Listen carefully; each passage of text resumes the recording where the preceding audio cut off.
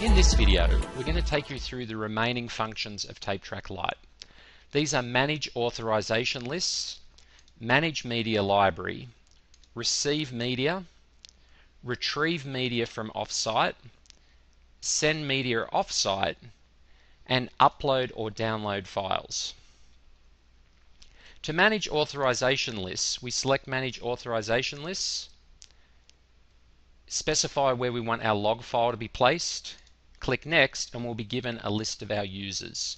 From here, we can select a user, right-hand click, and perform functions such as delete, export a list to XML, insert new users, print the list, and reset password. To select a user, we can also double-click. To manage your media library, select the Manage Media Library link and click Next.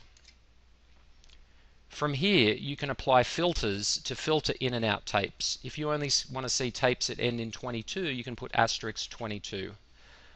From here, you can also reset the return date or set a description.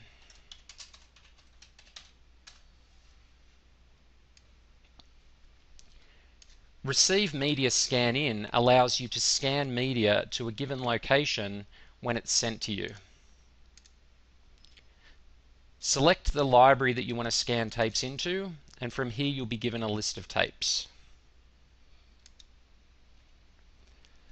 Using a barcode scanner, you can then scan the tapes and they'll be checked off one by one and taken out of a move status.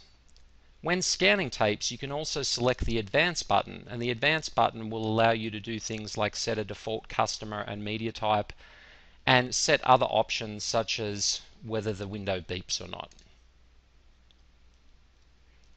In the Retrieve Media from Offsite screen, this will allow you to move tapes from offsite back to an on-site location. First of all, we specify which type of tape we want, and we specify where we want those tapes to be delivered. We can then go through and select the tapes that we want to be delivered. If we want all of the tapes to be delivered which end in 1, we can filter those tapes and select those tapes. We then click Next. We'll be asked when we want the delivery to occur. In this case, we want it to be at exactly 10 p.m. this evening. We can also add notes that will be sent to the offsite vendor. In Send Media Offsite, we're first asked when we want the tapes to return.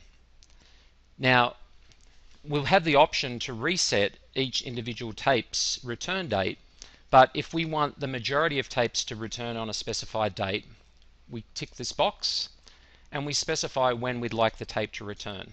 We'd like the tape to return in 7 years. We simply put 7 years in this field and the date will be calculated. Next, we'll be asked how long a tape can be in a move status before it's marked as late. If we're sending tapes off-site, we might give the off-site vendor 24 hours to scan those tapes in, or 1 day. From here, we can then scan in the tapes that we like, assign them to containers, and then individually update each of the tapes. We can also set things like descriptions and override individual return dates.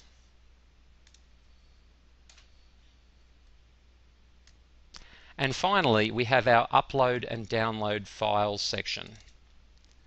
This allows you to upload files onto the TapeTrack server by simply dragging and dropping them.